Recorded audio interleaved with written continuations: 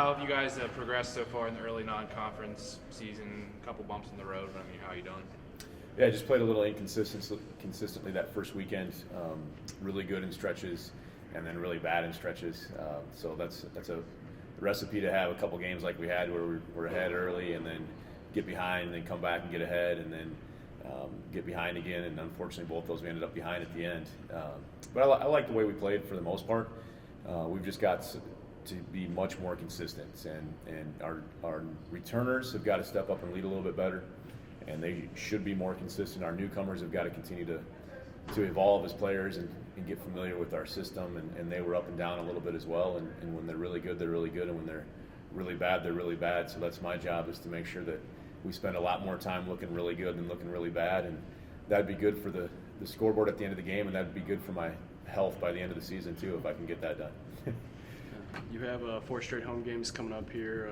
I guess, is it necessary that you guys kind of mesh and hit your stride heading into this 4-game homestand stretch here? Yeah, the way that our schedule plays out within our league in 22 league games, you only have so many games that you can play, and we picked up the 2 exempt games by playing in-region games that first weekend, like a lot of Division II teams do.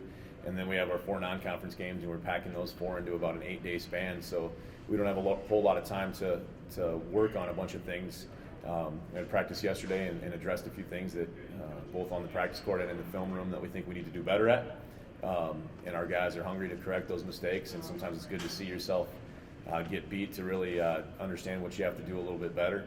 But definitely need to build some momentum moving forward over the next 8 days, and also just make a lot of improvements. And with today being our home opener, it's an exciting day. If you're lucky, you get to play in 4 home openers in your college basketball career, and today's one of the 4 for all the guys on our team, or one of less than that if they're a transfer or in a transfer situation. So it's an exciting thing to be able to play tonight at 7 and open up at home, and it's just exciting to be able to kind of have our shoot around here today, be in the offices. We're getting some things done all day and sleep in your own beds and all those things, but definitely excited to play these next 4 games at home and keep learning more about our team and see the improvement in our team, and see who's paying the attention to detail that it takes to get better, because it's going to be it's such a long season.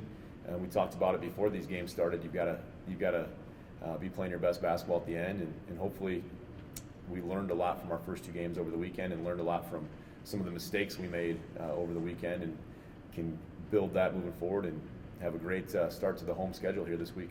Jamestown coming in mean anything to you? Yeah, it'll always mean something to play somewhere where you used to coach, and actually all the players that I recruited there are now gone, so it's a little easier.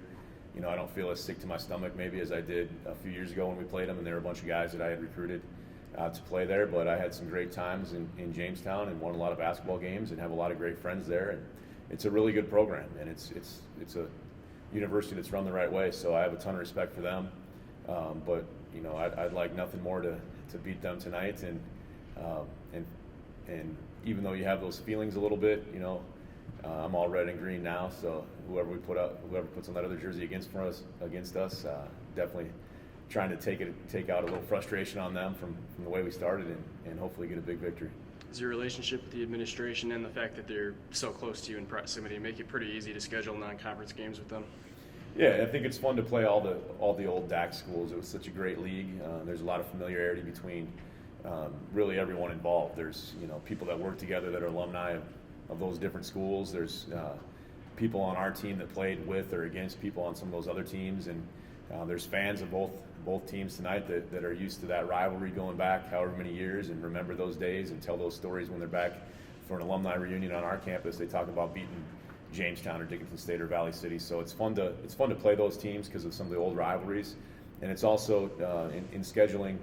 You want to try to play some teams that it's not going to cost them a ton to come play you. It's not going to be 6 hours on a bus to go play someone, and a little bit geographically where we're located, those are the easiest games for us to get.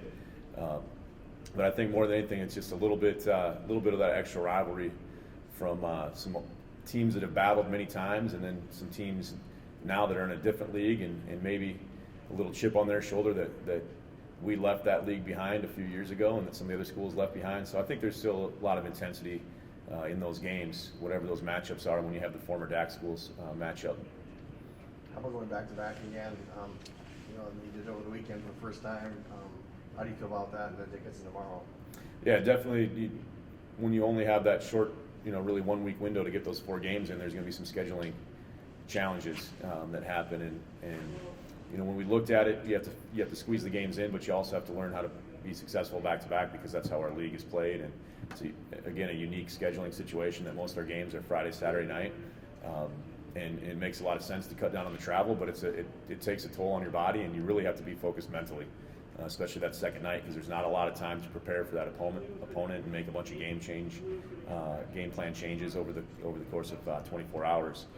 So it's something that you have to physically get used to, and then also mentally get used to. So from a coach, you're always looking for that edge. You're looking for something that can help your team be successful down the road. And for us, we'll treat tonight like it's a Friday night game, and then tomorrow night like it's a Saturday night game in our league. And that's the goal for every team is to learn how to win on those back-to-back nights, and we've got to do that here starting Tuesday, Wednesday.